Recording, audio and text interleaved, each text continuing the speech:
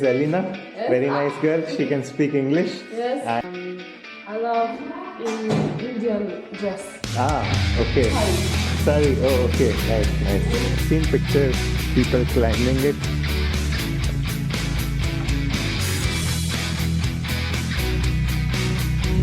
Okay, so now we're stepping the line. I'm here at Danakan Appa, and these are the staff here. Your name? Murad. Murad. His name is Murad, and there's your name? Ayman. Ayman, and yeah, these are the staff and Gulparsan.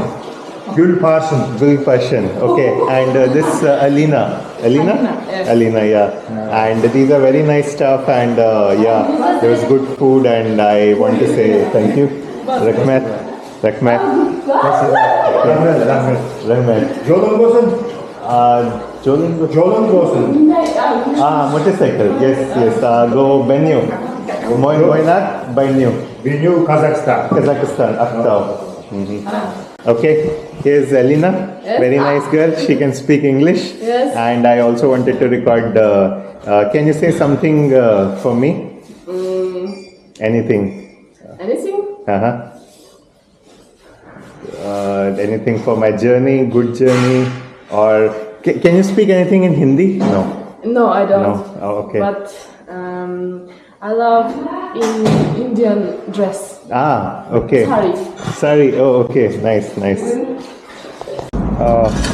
It's 10 a.m. in the morning of August 10th. Well, I was supposed to leave early to Moynaq from here in Nukus, but as usual, I am late.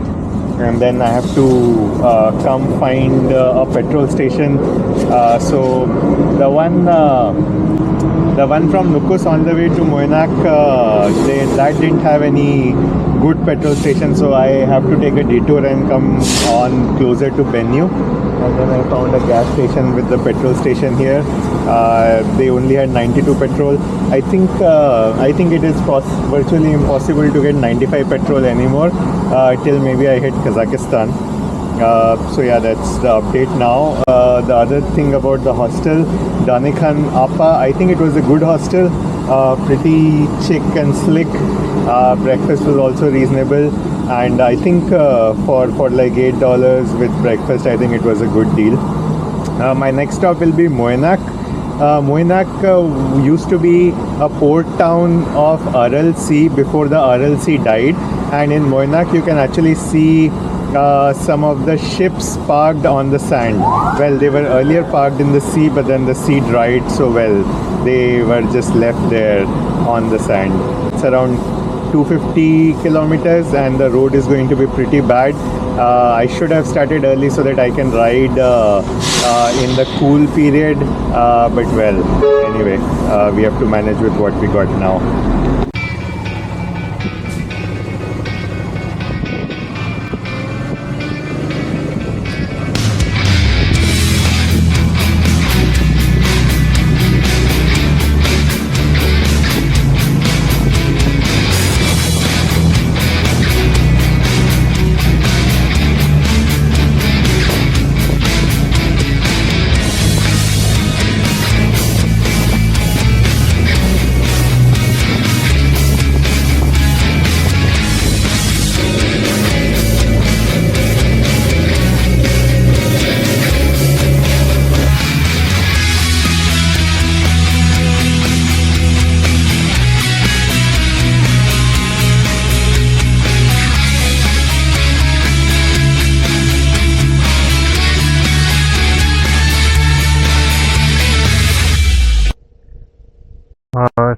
Seems like there's some accident and a lot of vehicles have just stopped. I don't know if I can kind of like go by the side. There's a divider on the road, otherwise I would have gone on the wrong side and I would have crossed.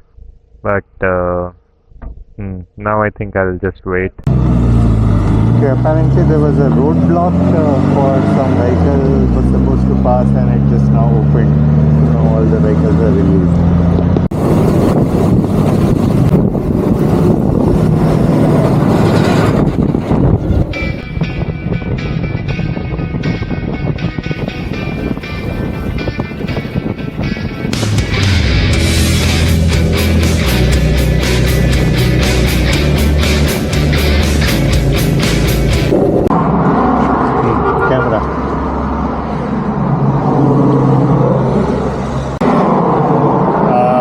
first stop at one small supermarket kind of store. Had iced tea. Had some curious local guys also talking, and they saw my YouTube video of my route. There were 2 kids and 1 elder guy. Now this is town Kungiroth. It took me like 2 hours, I guess, but the roads were like really good.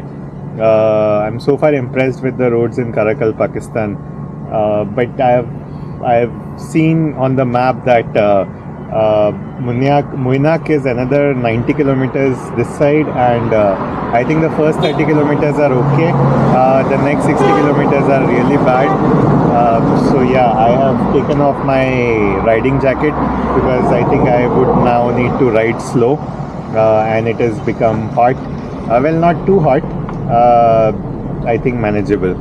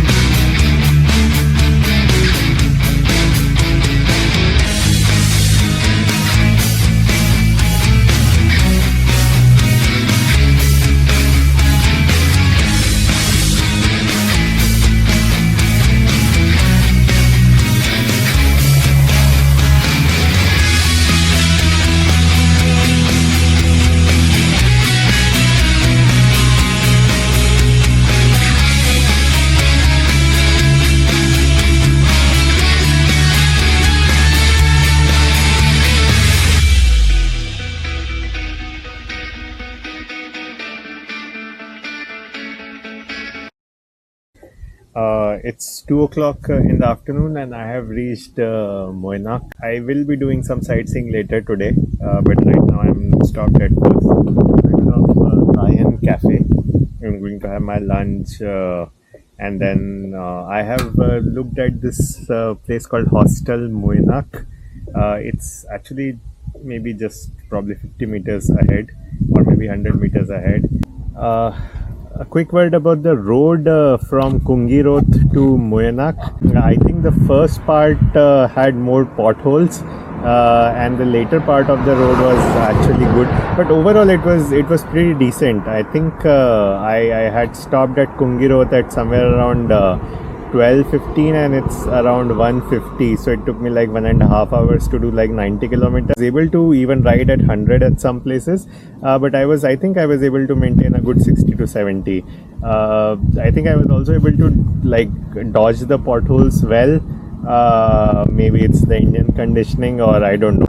I am inside the Lions Cafe, and as usual, I have ordered chicken shashlik. Because that's usually the only item in chicken that they have. Like usually they don't have anything in vegetarian, and every other thing is red meat, which is beef, and it also never disappoints. It's like making egg. Like you can never make it wrong. So this place has nice interiors. They have this yurt-like setup for sitting, but since the air conditioning is outside, so I just sat in front of it. There's also TV playing, and I think there is some local, like I think somebody is like singing some local song. Today was a pleasantly surprising day. Like I think I ended up doing the entire trip in exactly the time which the map has recommended. Maybe it's because I just took one stop. Well, it's not that I didn't want to take stop. I think there was no place to take stop. Like there were hardly any shops on the way, or any villages or towns or anything. So yeah, didn't take any break. Maybe I'll do the sightseeing of Moynaq today itself, so that I can leave early tomorrow to Jaslik towards the Kazakhstan border. One more thing I wanted to talk about is this is a beer brand called Sarbast, and this is the most popular beer brand in Uzbekistan. Moynaq seems like a nice little town. The roads are like pretty wide, and they also have cycling lane, which is like, I mean, the mini market, like the The stores look like pretty big actually for the small city I thought it would be. Definitely a pleasant surprise. There's an IT center. Nice.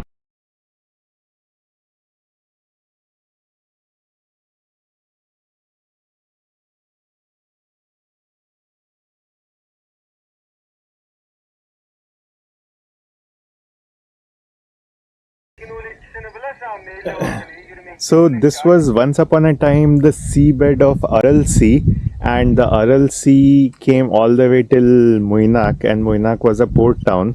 And there are these small ships that are like parked there. It's called ship graveyard, and it's actually reasonably deep. But then, yeah, the Aral Sea kind of dried because Soviet actually the Russia during the Soviet times they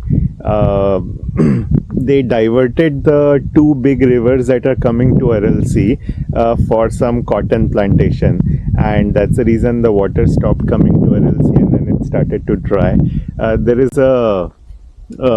is a structure here that also shows this. So apparently in 1960 the Aral Sea was like pretty big, and this is how it was. Yeah, it was considered, I think, the fourth largest inland sea or something. Then I think 1980 it becomes smaller. I think the parts to it dried. So only the green part is where the water is. I think the rest of the brown part is all dried up. Just show how the sea has dried up over time. So in 1960, Moynaq still was a port town because the sea was still Moynaq. I think in 1973 also it was okay. Not much of drying, I guess. In 1987, the water has gone away from Moynaq and some drying has started to happen, especially prominent on the eastern coast. 1999, the water has further receded. From the eastern side, I think the east coastline has like gone halfway back. 2006, yeah, I think the central and eastern and the southern part has completely dried. And in 2016, now the sea has got two parts. One is the northern part and one is the southern part. The northern part close to Aral still has some water. The southern part is, I think there is some water on the west, I guess. The center and the east are completely dried. Signboard of Aral Sea Ship Graveyard. It says Cultural Heritage Site under the State Protection, and there's the stairs down to the ship graveyard there. Apparently there are few ships parked here, but this one has stairs to it, and I think the kids also know that this is the one worth climbing. On that side actually looks pretty good and nice landscape, and then there are these ships in the ship graveyard. Yeah, it's a unique thing apparently. I haven't heard of anywhere else in the world where they had a ship graveyard, and I think it's also a good thinking on Karakal, Pakistan people's side, that they would like to showcase what happened to the sea that once fed the people here. I mean, the entire industry and the entire livelihood of the people in Karakal, Pakistan, dependent on Aral Sea, which basically vanished at the moment. Now I'll go and check this biggest of the ship here in the ship graveyard. I've seen pictures, people climbing it. I don't think there is going to be anything interesting inside, but yeah, I'll anyway check.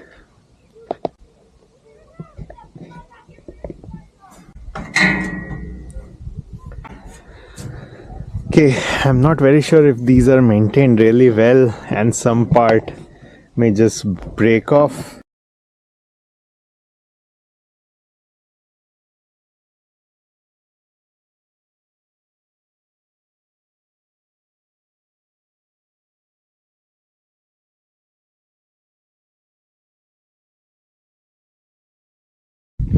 Okay, so my motorcycle is stuck in the stand.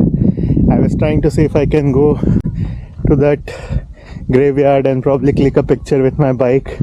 Turned out to be a bad decision, and I diverted. Like at some point I realized I should just turn back, and then I went into more sandy area, and now bike is stuck. And now I'm going back to the actual graveyard where there was parking. I saw some gas drilling people there, and I met them and spoke to them before. I'm going to ask them for help and see if somebody can come. I don't know if we can pull the bike off just by people, or do we need to get a vehicle to pull it. I will try to figure out.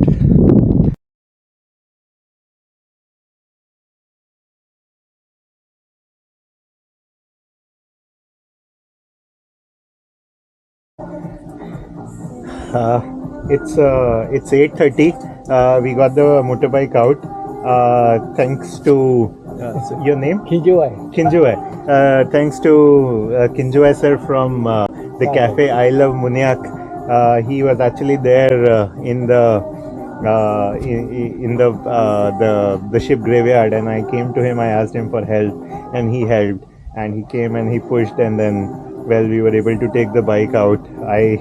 I was actually not very hopeful, but it's good that it happened. So thank you, Kinjue sir. And we are having beer together now, and I'll spend some time here and just relax and then go home.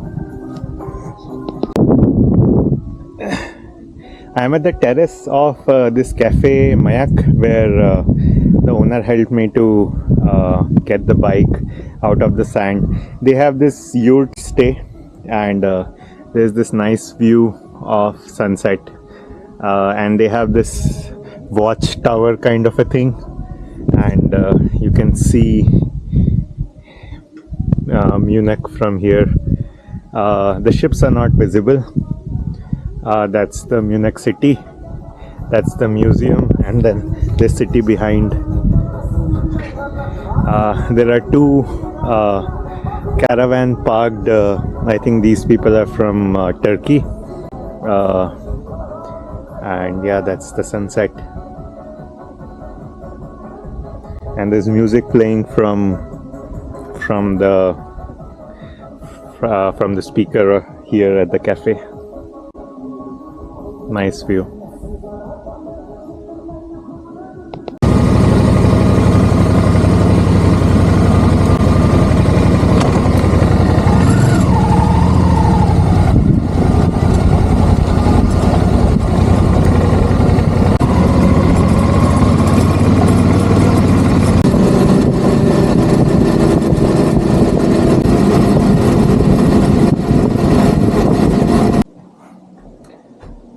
It's 11:20 p.m. I'm done with my dinner. I actually cooked my own food today. I was not too hungry, so I just cooked eggs and bread.